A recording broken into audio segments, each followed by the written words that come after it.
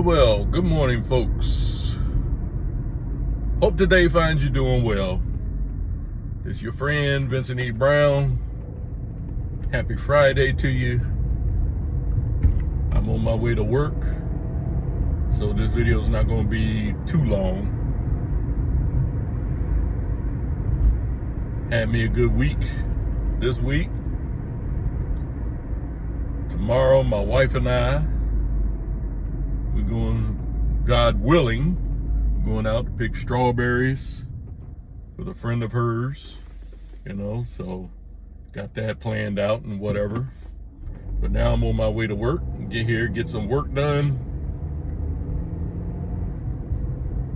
come home, pick my wife up from work, kiss the wife, say goodnight.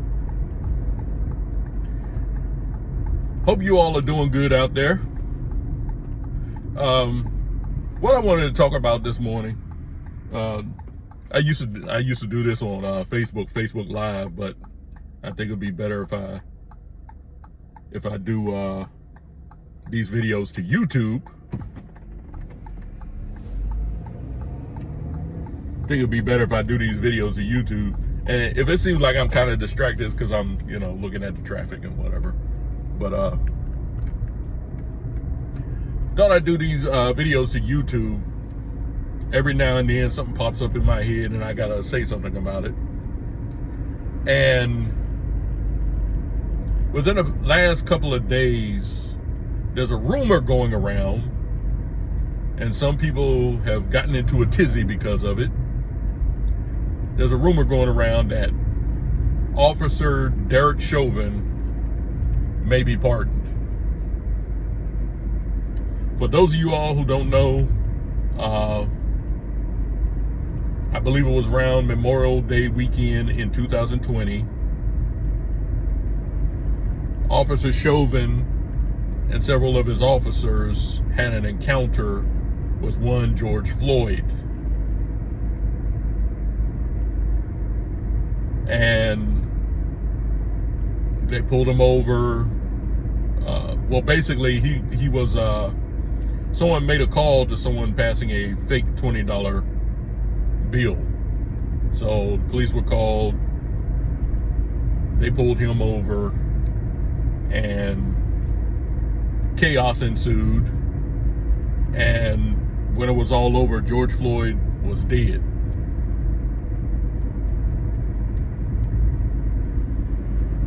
And the reason why he died, people were pinning it on Officer Chauvin, that he put his knee on his neck.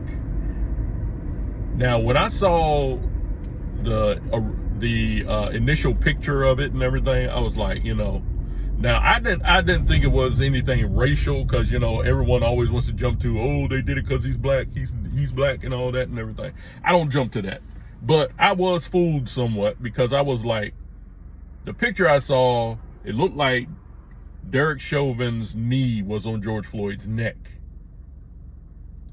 And a lot of other people and a lot of conservative people, they were like, that's not a good look. That why did he put his knee on his neck? Why did you do that? Why did you do that? And I was saying the same thing. Why did he do that? What? I mean, you all know that these rascals are looking to accuse the police of any little thing. So you need to be careful out there how you, interact. And so this started the whole summer of love type thing, where a bunch of animals who cared more about their skin color than morality go out and just cause a bit of ruckus in the rest of the country. Just cause all kinds of chaos. To the tune, I think the final tally I heard was they did $2 billion worth of damage around the country. The riots, the summer of love, so to speak.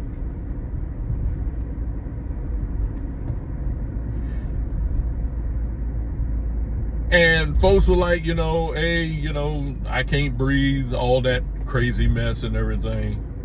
But And see, this is why I tend to say, let's not jump to conclusions, even though at this venture, I did jump to a conclusion, not because George Floyd was black, but I thought that Derrick Chauvin had his knee on his neck. And we've all fallen for it, I'm pretty sure. But I even had a friend of mine saying, what was Derrick Chauvin thinking? Why did he put his knee on his neck? And I was like, yeah, it doesn't look good. You know, he shouldn't have done that. And I said he should at least get, and I was thinking he should get manslaughter, you know. He should get manslaughter because he shouldn't have had his knee on his neck. Well, folks, these are those times where, you know, I don't know if you all ever heard the term, you know, you got to eat your words and you better chew them good. Well, I had to eat my words. And a lot of people, if they would admit to themselves, they had to eat their words.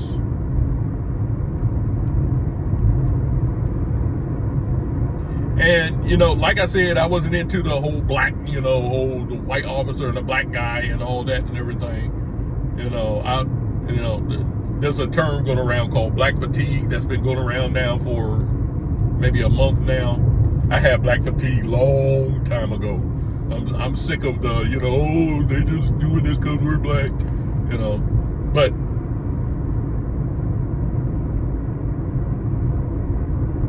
you need to wait till the evidence comes out. And I was like, well, my wife, I'm telling you all, my wife is probably the best wife in the history of wives. You know, I'm just gonna say that. You know, a lot of you men out there, you got wives, you might disagree with me. I'm okay with that, but I think I got the best wife in the world. My wife said she was watching Candace Owens.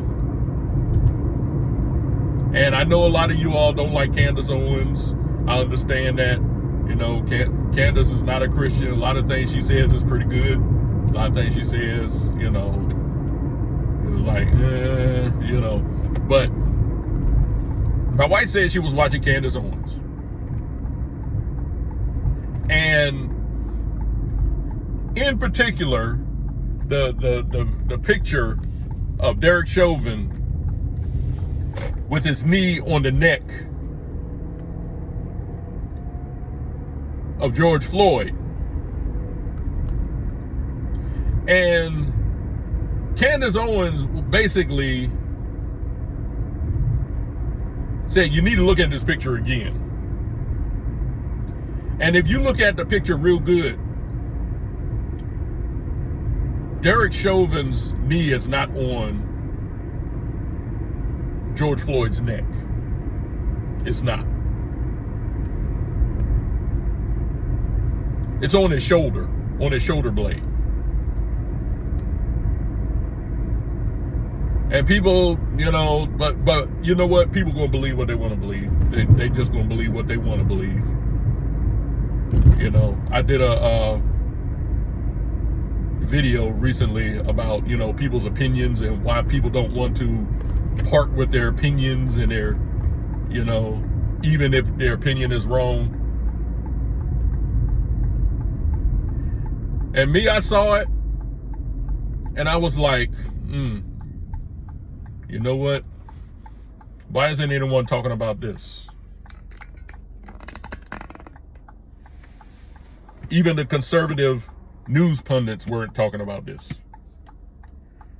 And I was sitting there, I said, And I stayed quiet about it until I saw this movie called The Fall of Minneapolis. And that movie brought out a lot of detail. And if you all are wondering where you can find this movie, just go online, look for The Fall of Minneapolis. And when you see it, I'm going to give you a little spoiler here. It's an eye opener. It opened my eyes. And when I saw that movie, I was like, oh, Derrick Chauvin shouldn't have even been arrested. He shouldn't have even been arrested. And I even posted on my Facebook page that Derrick Chauvin needs to be out of jail. And, you know, I had someone come and say, you gotta be kidding me. He should, watch The Fall of Minneapolis.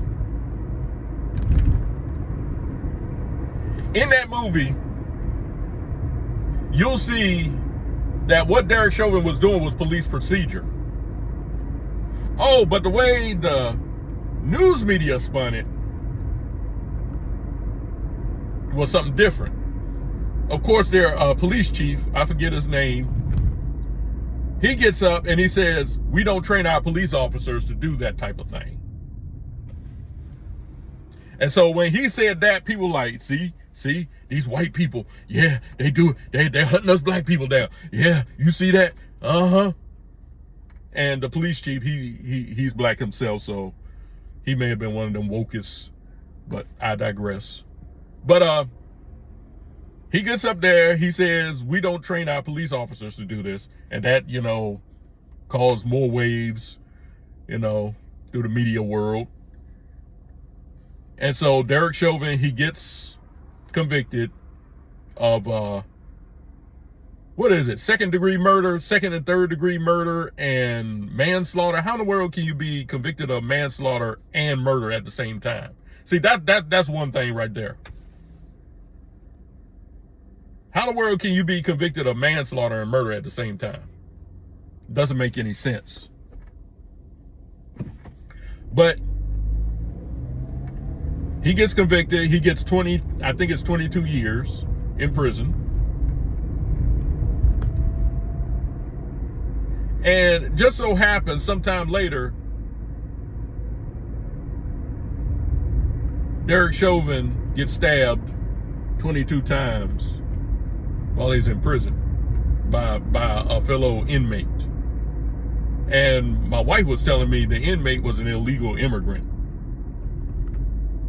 I'm not so sure about that. I need to look into that. But he gets stabbed. And I guarantee you, even some of you so-called Christians out there, some of you so-called black Christians, y'all were hoping that Derrick Chauvin had gotten killed. Because I seen it with George Zimmerman, with the case of Trayvon Martin. People were, you know, there were a couple of times George Zimmerman had a brush with death, and people were like, man, they almost got him. Man, what kind of filth is in your heart to be thinking like that? But anyway, they showed the video of George Floyd being arrested or whatever, being detained. And if you look real good, you'll see that he has something in his mouth. I don't think it was a piece of gum either. But he had something in his mouth. He's up there talking about, I can't breathe, all this kind of stuff. Which if you can't breathe, you can't talk. But he's like, I can't breathe. He said, y'all don't do this. You know, a year ago, I got pulled over and I got shot, you know. So they pulled up the video of the incident where George Floyd said he got shot. And let me just say to those of you all out there, you know, y'all want to hold the police officers responsible and everything. Nothing wrong with that. But y'all asked for the body cams, and the body cams are showing a different story than what you all think they're going to show. But a year prior to this incident, around a year or the year previously or whatever, they show a video, body cam footage of George Floyd being pulled over.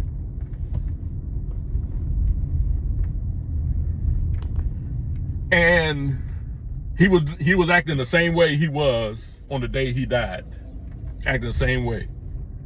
Police officers didn't even pull out their guns.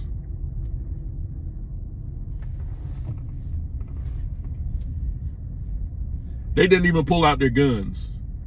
So that was a lie.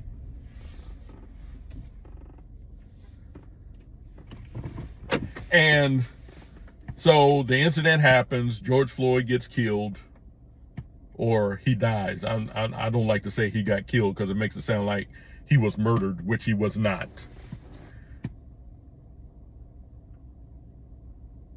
And, you know, the uproar is that, you know, Derrick Chauvin and his fellow police officers, you know, they're responsible for George Floyd's death. Derrick Chauvin's more directly responsible for his death. It was a brutal death.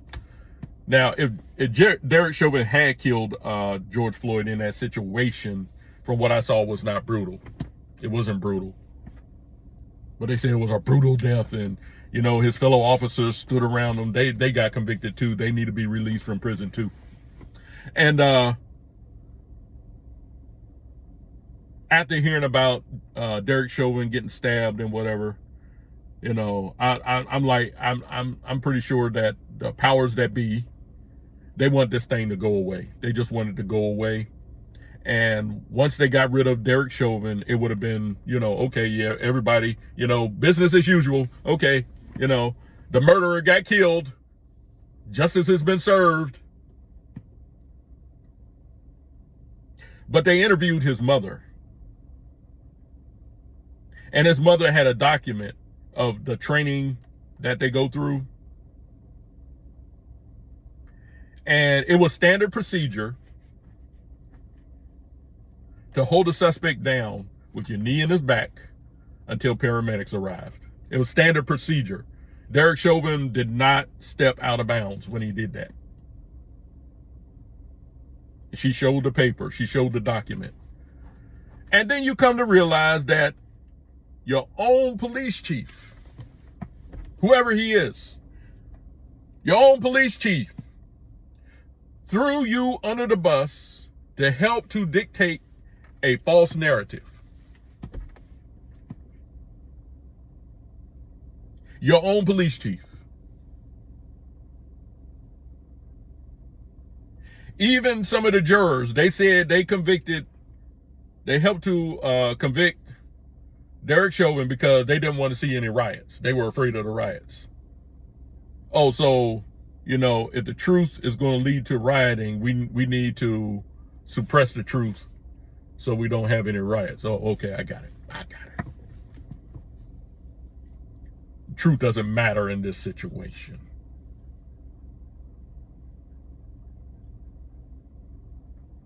But, you know,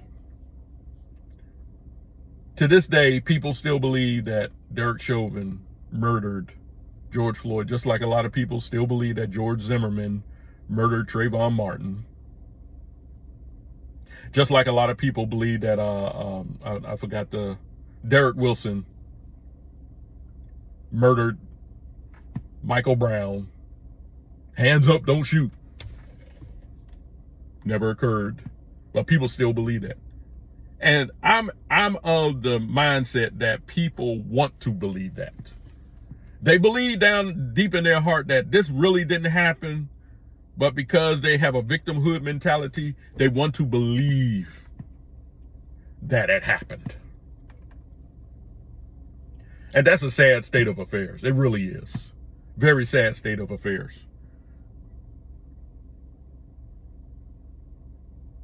But I would adjure you, I guess that's the right word, adjure you to purchase a copy. You can get it online, or you can get the DVD of The Fall of Minneapolis. And I even bought a book on Kindle about the George Floyd riots and everything, because I like to read. And check out the evidence for yourself. Now, there are a lot of you all out there, if somebody suggests it to you, you're not going to do it. You're not going to, oh, no. I actually suggested to someone a couple of years ago read this certain book, and they said they didn't want to read it because it's by a conservative, which is one of the stupidest things I think I heard in my life. Because you're going to ignore vital information simply because that information comes from a conservative. You're stupid.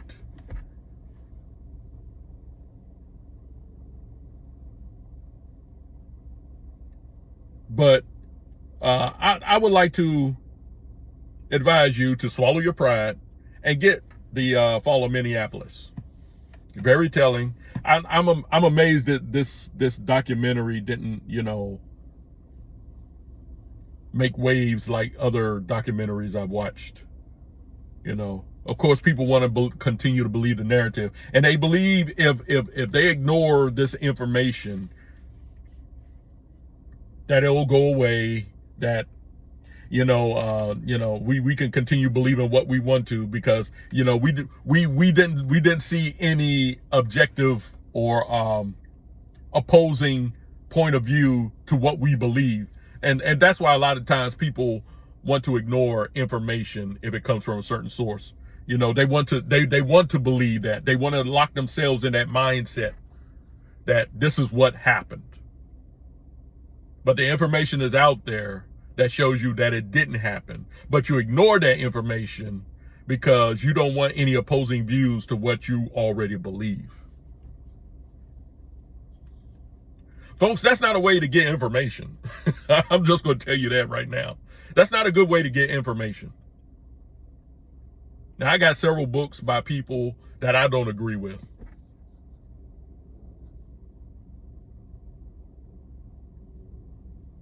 I got several books by them. I don't care if you're, if I'm looking for information, I don't care if you're liberal, if you're conservative or whatever. I want to look up the information for myself.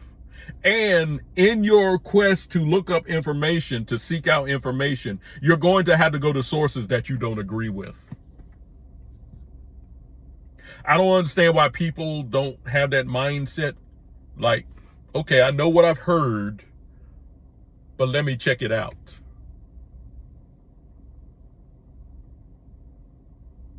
See, I'm not just a Berean when it comes to the Bible. I'm a Berean for everything, Any type of information you come up, you have to have that Berean mindset. Okay, I hear this, but let me check out the information. And when you do that, you'll find out you don't jump to conclusions as much. There might be a few times that you do, but you're not going to do it as much. Your mind's going to be like, oh, wait a minute, let me check this out. But a lot of us don't want to do that because we don't want anything to oppose our present point of view, so we can go around and say, yeah, this is what happened. This is what went on.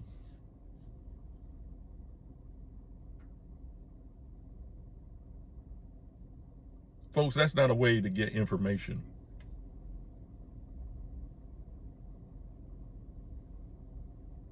And like I said, I love to read. You should see my Kindle. It's just full of books. I even got a bookshelf at home full of books. I like to read. Sometimes I don't read like I want to because, life happens. But I like to read. I like to get information. And I've been reading all my life. All my life. For as long as I can remember.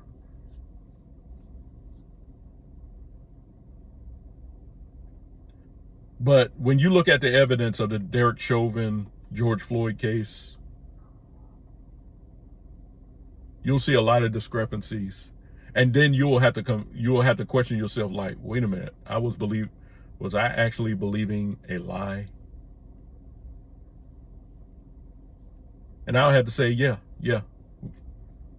To some extent, a lot of us did. Most of us did. My wife even said when she saw it, she was like, oh, that doesn't look good. But my wife, she digs into politics a little bit more than I do. After a while, I get weary of politics. I'm sick of politics. I can't stand it. I think there's a reason why politics and poison begin with the same letter of the alphabet. I don't like politics. I don't like to go into that area, because basically what politics says is choose a side, and whatever side you choose, stick with the ideals of that side. If the other side comes and offers you some information, just totally ignore it. That's basically what I see politics doing. Anything that doesn't agree with your side, and I've seen conservatives do it, I've seen liberals do it. If it doesn't agree with your side, just totally ignore it. Don't even give it a thought. Now, even though I've seen both sides do it, the liberals are masters at this. And that's what I see going on with this George Floyd thing. People keep bringing up George Floyd. Oh, they got the murals and everything. I forget where the mural was that got struck by lightning. I don't think that was a coincidence. Could be, but I don't believe it was.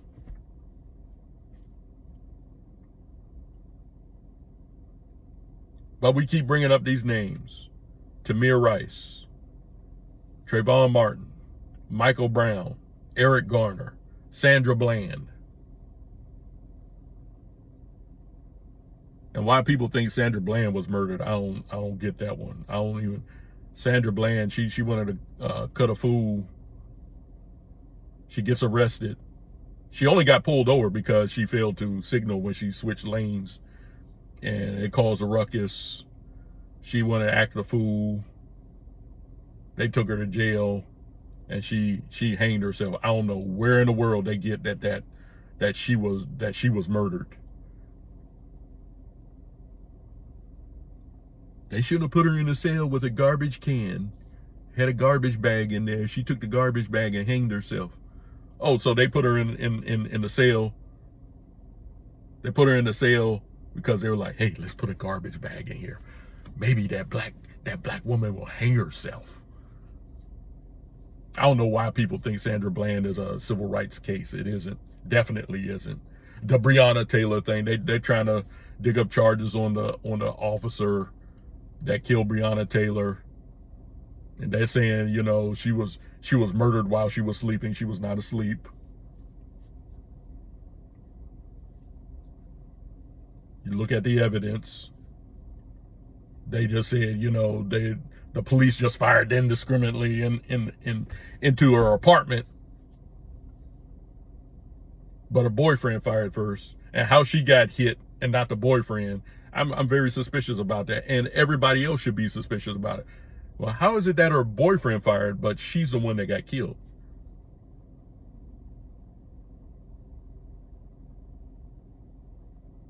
And yeah, a case could be made that the police officers fired indiscriminately into the apartment building, and you know, people in neighboring apartment buildings, they probably could have gotten hit by bullets. Case could probably be made for that, but after hearing all these other cases, I'm like, I'd like to know the evidence in that one as well. But you know, I think Derrick Chauvin should be freed from prison. And not only that, I think he should sue the state of Minnesota, the city of Minneapolis. He should sue his former chief of police, and should sue the jail for not protecting him from the person who stabbed him 22 times. In other words, I think when Derrick Chauvin gets out of prison, he should be close to being a billionaire. Because I think he should be rewarded about $500 million. I really do. Not trying to be greedy or anything like that, but, and his fellow officers that were put in jail, they need to be freed too. Case dismissed, totally acquitted, wiped off the record, because this never should have happened.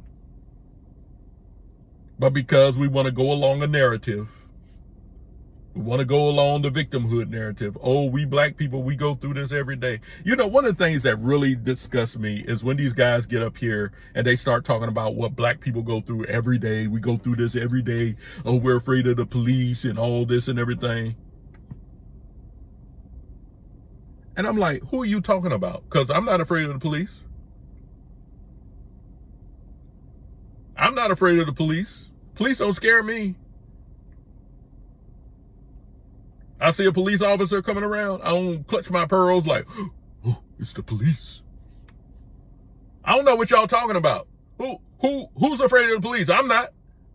You know, there's a scripture in the Bible, Romans 13th chapter. And you know, I'm just paraphrasing, but it basically says if you don't want to follow the law, then you should be afraid. And I believe a lot of people are afraid because they probably got some dirt on themselves. I ain't got no dirt. I've never been arrested. I've never gone to jail. You know why? Because I followed the law. And I made it up in my mind, I want to follow the law. I've never been pulled over and police officers tell me get out my car. I've been pulled over, but police officers never told me get out the car. I've never had a police officer pull a gun on me or put his hand on his gun or anything like that. And every time I've been pulled over by the police, I was in the wrong. And every police officer I've been pulled over by has been a white man. Sir, you know why I pulled you over? Yeah, I was speeding. I remember one time I was speeding, had my wife in the car. I knew I was speeding. Saw the police officer. He cranked up his car, and before he even turned his lights on, I pulled over because I was like, I've been caught. He said, sir, you know why I pulled you over? I said, yeah, I was speeding. I was doing 55 and a 35. The only thing that made me nervous was I wanted to get out of that ticket. I was like, I hope I don't get this ticket. Please don't give me a ticket. But guess what? He gave me a ticket. Had to pay the ticket. But other than that, I wasn't afraid of him. I wasn't like, oh, what's he going to do? Is he, you know, because, you know, the narrative is if you're a black person, you get pulled over by the police, there's a chance you might get killed. They're pushing that narrative. Now you comply.